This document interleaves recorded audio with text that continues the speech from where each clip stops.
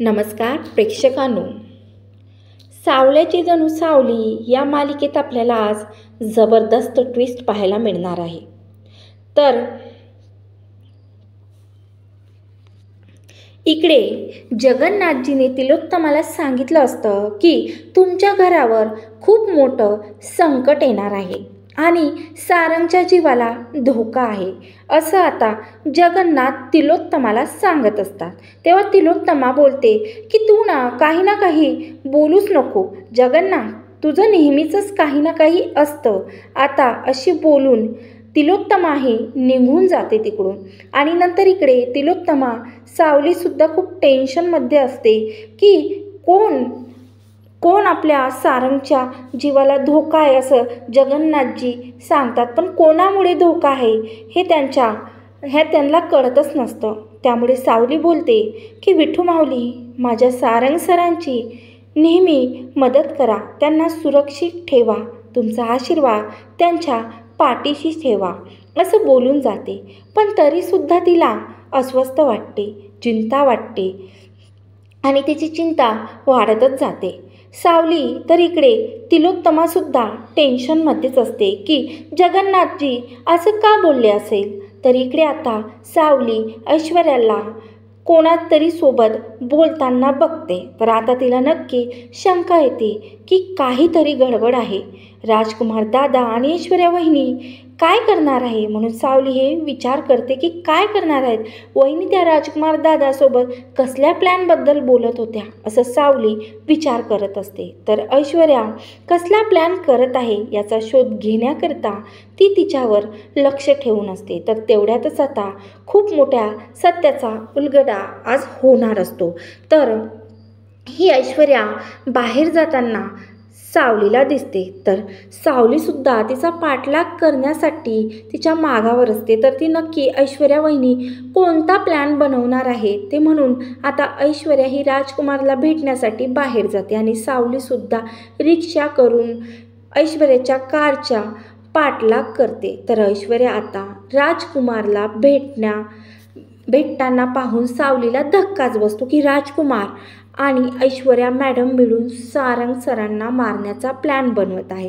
तर आता ती या दोघांचं प्लॅन ऐकून मात्र हादरलेली असते की आता राजकुमार ऐश्वर्याला बोलतो की सावलीने मला घरातून बाहेर काढलं ना, आता सारंगला मारून मी बघ कसं तिचा बदला घेतो. तर आज 4 वाजता सारंग या जगात नसणार असं सावली राजकुमारच्या तोंडून ऐकते.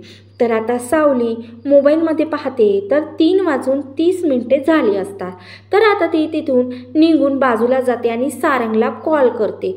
पण सारंग गाडी चालवत असतो. तर सारंगचा मोबाईल सायलेंट असल्यामुळे त्याला कळतच नाही की सावली त्याला कॉल करते. तर इकडे मात्र राजकुमार आणि ऐश्वर्याने काही गुंड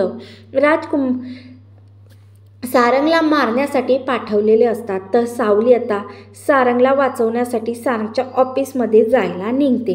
तर इकडे हा सारंग घरी जाण्यासाठी निघालेला असतो. तर आता सारंगच्या ऑफिसमध्ये सावली ही कॉल करते. तिला कळते की सारंग सर घरी जाण्यासाठी निघालेले आहेत.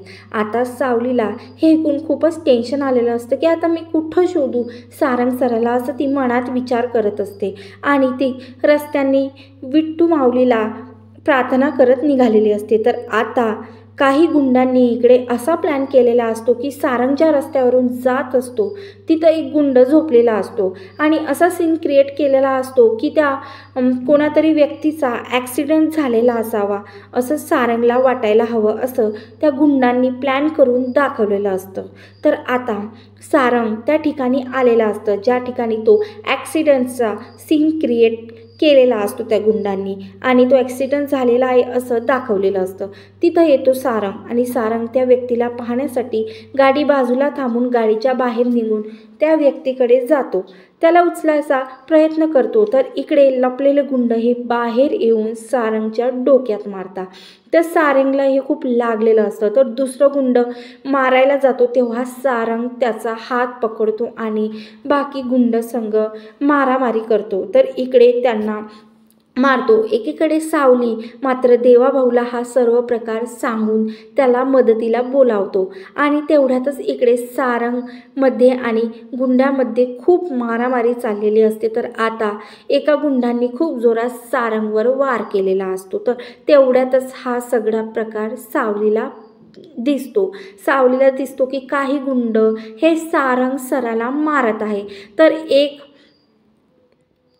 एक काठी सावली उचलते आणि त्या गुंडाला मारण्यासाठी जाते, कारण सारंग हा खूप जखमा झालेला असतात. सारंगचा हात सुद्धा काम करत नसतो. त्यामुळे आता सावली ही त्या गुंडाला मारण्यासाठी जाते. तेवढ्यातच देवासुद्धा तिथं येतो आणि त्या गुंडांना मारतो. असं सावलीमुळे सारंगचा जीव आज वाचलेला असतो. पण आता तिलोत्तमासमोर ऐश्वर्याचं घाणेरडं सत्य सावली आणू शकेल का, आपण पाहणारच आहोत. त्यामुळे आता इकडे ते दोघं देवा आणि सावली सारंगची मदत करतात. सारंगला हॉस्पिटलमध्ये घेऊन जातात आणि तिथं त्यांची ट्रीटमेंट करून सारंगला घरी घेऊन जातात. पण घरचे सर्व सारंगची अशी कंडिशन बघून खूप घाबरतात.